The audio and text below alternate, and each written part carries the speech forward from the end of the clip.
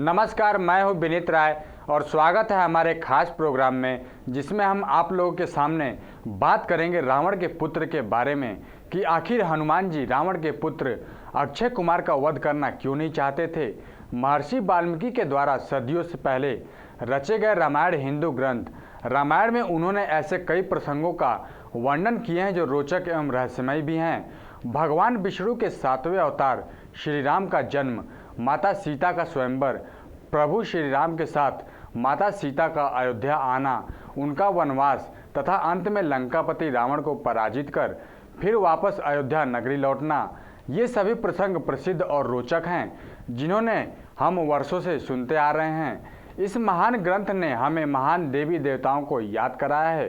रामायण ग्रंथ के हर एक प्रसंग को महर्षि वाल्मीकि ने घटनानुसार विस्तारित किया है, लेकिन कुछ प्रसंग ऐसे हैं जिन्हें वही लोग जानते हैं जिन्होंने पूरी तरह से इस ग्रंथ का एक एक पाठ पढ़ा हो। श्री राम का जीवन, माता सीता के साथ उनका स्नेह, दानव राजा का अंत, ये सभी प्रसंग हमने बखूबी गंभीरता से पढ़े होंगे, लेकिन एक प्रसंग ऐसा है जिसे आप भी जानकर दंग रह जाएंगे, और यह है रामायण में वर्णन किया हुआ लंकापति रावण के सबसे छोटे पुत्र अक्षय कुमार का वध।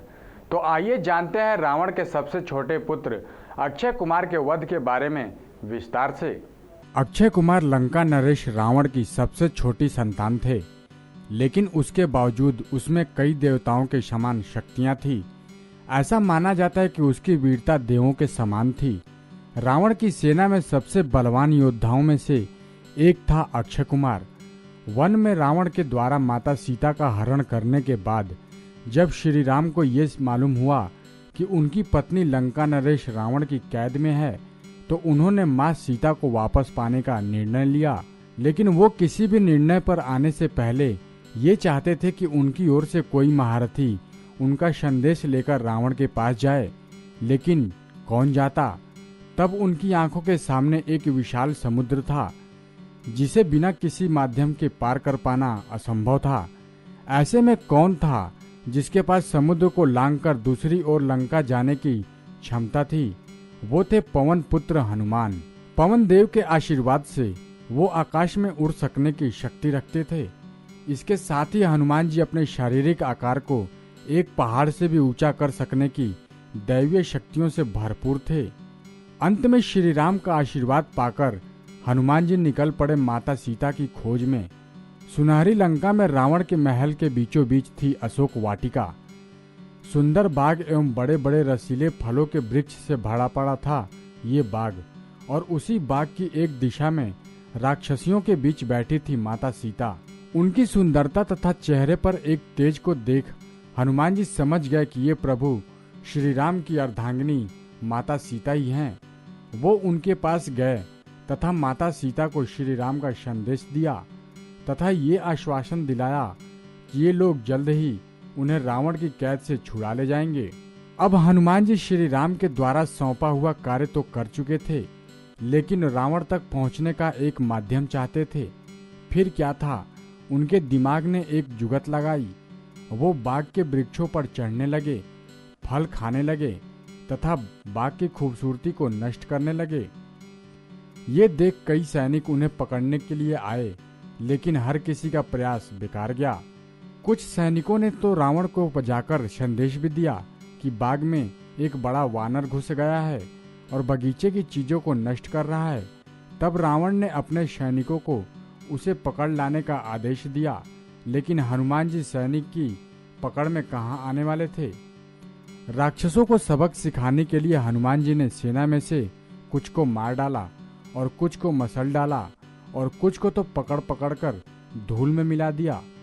जो कुछ घायल अवस्था में किसी तरह से वहां से बच निकलने में सफल हुए थे, वो रावण के पास अपने जीवन की भीख मांगने पहुंचे और उसे बताया कि ये वानर बहुत बलवान है, कोई भी राक्षस उसका सामना नहीं कर सकता। क्रोध में आकर रावण ने इस बार अपने सबसे छोटे पुत्र अक्षय कुमार को हनुमान जी को सबक सिखाने के लिए भेजा। आज्ञानुसार अक्षय कुमार अपने 8 घोड़ों वाले रथ पर सवार होकर हनुमान जी से लड़ने चल पड़ा। महर्षि वाल्मीकि द्वारा रामायण के इस प्रसंग को बेहद ही गंभीरता और साफ तस्वीर जाहिर करते हुए वर्णन किया गया है। और वो बताते हैं कि रावण पुत्र अक्षय कुमार अपने पिता की आज्ञानुसार हनुमान जी का वध करने के लिए उनके सामने जैसे ही आया, तब हनुमान जी ने एक बड़ा सा वृक्ष उसके सामने फेंकते हुए उसे युद्ध करने के लिए ललकारा। हनुमान जी को देखकर गुस्से से अक्षय कुमार की आंखें लाल हो गई। युद्ध आरंभ करते हुए उसने हनुमान जी पर कई बाण छोड़े, लेकिन उनका हनुमान जी पर कोई असर नहीं हुआ। लेकिन वो फिर भी बाण छोड़ता चला गया। अपने शत्रु के इस प्रयास को देखते हुए हनुमान जी उसकी वीरता देखकर बहुत प्रसन्न थे। खुद को शत्रु के बाणों से बचाते हुए हनुमान जी मन ही मन खुद से ये सवाल पूछ रहे थे और वो सोच रहे थे कि ये शत्रु बहुत शक्तिशाली है, ये एक वीर योद्धा है और ऐसे योद्धा को मारना क्या सच में सही होगा। लेकिन अंत में उन्होंने ये फैसला किया कि धर्म के मार्ग पर कुछ भी सही या गलत नहीं होता है और जो धर्म है वही सही मार्ग है। अभी हनुमान जी विचार ही कर रहे थे कि अक्षय कुमार का बल बढ़ता जा रहा था, इसलिए हनुमान जी ने अक्षय कुमार को मारने का निर्णय कर लिया और वो वायु की तेज गति से उसके रथ पर कूदे और उसे पूरी तरह से नष्ट कर दिया, जिसके बाद दोनों के बीच द्वंद्व युद्ध हुआ और अंत में अक्षय कुमार मृत्यु को प्राप्त हो गया। तो आइए जानते हैं कि हनुमान जी अक्षय कुमार का वध करना क्यों नहीं चाहते थे। अक्षय कुमार की मृत्यु का संदेश जैसे ही रावण तक पहुंचा, वो हताश हो गया। ये उसके लिए एक बड़ा अपमान भी था, क्योंकि कोई वानर उसी के क्षेत्र में दाखिल होकर उसी की संपत्ति को नुकसान पहुंचा रहा था। लेकिन रावण ने फिर भी हार ना मानने का फैसला किया और उसने तुरंत अपने पुत्र मेघनाथ को दरबार में बुलाया और उससे उस वानर को पकड़कर दरबार में लाने का हुक्म दिया। रावण ने खास तौर से मेघनाथ से कहा कि तुम उस वानर को मारोगे नहीं, बल्कि बांधकर मेरे सामने लाओगे। पिता की आज्ञा का पालन करते हुए शीघ्र ही मेघनाथ रथ पर बैठा और हनुमान जी से युद्ध करने चल पड़ा। उसका रथ 4 सिंह खींच रहे थे। हनुमान जी ने जैसे ही मेघनाथ को अपनी ओर आता देखा तो वो बगीचे के दूसरी ओर भागने लगे। उन्होंने एक विशाल वृक्ष उखाड़ा और जोर से मेघनाथ की ओर फेंका। ऐसा करने से मेघनाथ का रथ टूट गया और वो नीचे आ जमीन पर गिरा। मेघनाथ के साथ आए दूसरे राक्षसों को हनुमान जी ने एक एक करके मशलना शुरू कर दिया। राक्षसों को खत्म कर अब हनुमान जी मेघनाथ की ओर बढ़े और दोनों में घमासान युद्ध हुआ। इस बीच मेघनाथ ने अपनी माया शक्ति का इस्तेमाल भी करना चाहा, लेकिन उसका हनुमान जी पर कोई असर नहीं हो रहा था। अंत में उसने ब्रह्मास्त्र का प्रयोग किया। तब हनुमान जी ने मन में विचार किया कि अगर ब्रह्मास्त्र को नहीं मानता हूँ तो उसकी अपार महिमा मिट जाएगी। उसने हनुमान जी को ब्रह्म बाण मारा, जिसके लगते ही वो वृक्ष से गिर पड़े। जब उसने देखा कि हनुमान जी मूर्छित हो गए हैं, तब वो उनको नागपाश से बांधकर रावण के सामने ले गया। ब्रह्मा जी के एक वरदान के अनुसार एक नागपाश हनुमान जी को एक मुहूर्त के लिए ही बंधक बना सकता था, इसलिए वो घबराए नहीं। वहीं दूसरी ओर मेघनाथ को लगा कि वो हनुमान जी को बंदी बनाने में सफल हुआ और बेहद प्रसन्न हो गया था। लेकिन हनुमान जी के दिमाग में तो कुछ और ही चल रहा था। वो लंका तो गए थे, लेकिन लंका का दहन करने के लिए और इससे अच्छा अवसर उन्हें शायद ही प्राप्त होता। अंत में भारी संख्या में सैनिकों की कड़ी सुरक्षा होते हुए भी हनुमान जी लंका दहन कर वहां से वापस लौटे थे।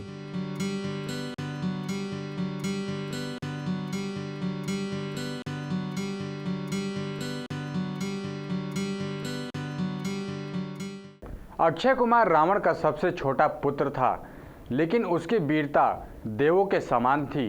वो अपने पिता रावण की आज्ञा से 8 घोड़ों वाले कनकमय रथ पर सवार होकर हनुमान जी से लड़ने गया था।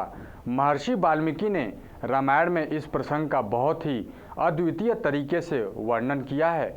उन्हीं के शब्दों में जिस रथ पर अक्षय कुमार बैठा था वो उसे तब से बल से प्राप्त हुआ था। वो रथ सोने का बना हुआ था और हनुमान जी को देखकर गुस्से से अक्षय कुमार की आंखें लाल हो गई थीं। अक्षय कुमार ने हनुमान जी पर कई वार छोड़े थे, जिससे हनुमान जी अक्षय कुमार की वीरता को देखकर बहुत प्रसन्न थे। लेकिन फिर भी दोनों के बीच घमासान युद्ध होता है और हनुमान जी अक्षय के शौर्य को देखकर हैरान थे और उन्हें दुख था कि ऐसे वीर का उन्हें वध करना पड़ेगा। तो आज के लिए बस इतना ही। हम फिर हाजिर होंगे अपने अगले प्रोग्राम में। तब तक के लिए देखते रहिए नेक्स्ट 9 न्यूज़ और अब हमें इजाज़त दीजिए। नमस्कार।